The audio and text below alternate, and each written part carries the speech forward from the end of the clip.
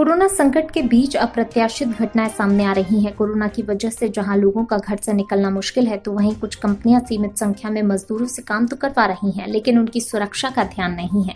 इस बीच अब इंदौर से हादसे की खबर सामने आई है, जहां फैक्ट्री में गैस लीकेज होने से कंपनी में काम करने वाले 4 मजदूरों की आंखों की रोशनी चली गई। सावे रोड स्थित फैक्ट्री में गैस लीकेज होने से 4 मजदूरों की आंख की रोशनी चली गई। घटना बाणगंगा थाना क्षेत्र में सावे रोड स्थित प्लास्टिक कंपनी सत्यमित्र की है।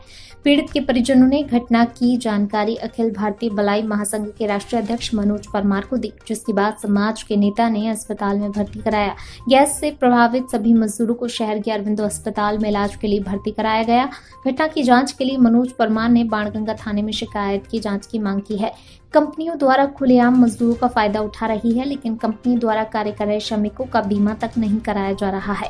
बहरहाल अब सवाल ये उठता है कि आम लोगों की सुविधा के लिए सरकार जहां तरह तरह की योजनाएं चला रही है, तो वहीं कंपनियां मजदूरों से काम करवा रही हैं। ऐसे में ये कंपनी इसके लिए कितनी जिम्मेदार है, अब देखना होगा कि इस मामले में प्रशासनिक अधिकारी क्या कार्रवाई करते हैं।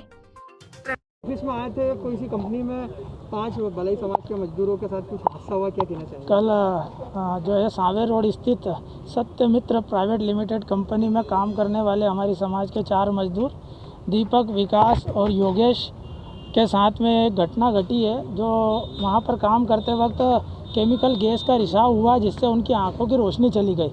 इस बात को लेकर परिजनों ने भी उनसे मदद मांगी थी, किंतु उनने जो है मदद करने की बजाय उनका तिरस्कार किया और कोई भी जिम्मेदार व्यक्ति अधिकारी उनके इलाज के लिए नहीं आया।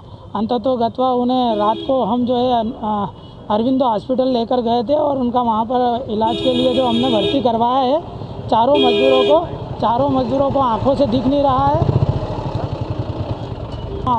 नहीं रहा है, पलकें चिपक चुकी हैं और उन डॉक्टर का कहना है रेटिना बदलना पड़ेगा। ऐसी स्थिति में यदि कोई जीवित व्यक्ति की अगर आंखें चली जाती है, रोशनी चली जाती है, तो जीते जी वो मृत्यु के समान हो जाता है, जिंदा लाश बन जाता है। आज उस परिवार में उनके बच्चों का क्या होगा, उनके परिजनों का क्या होगा। घर में कमाने वाले एकमात्र व्यक्ति वो मजदूर थे।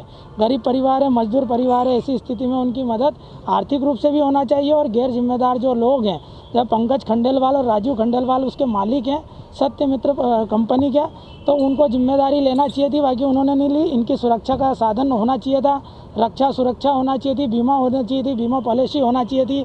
इसके अलावा उनके पीएफ भी होना चाहिए थे, जो कि नहीं है।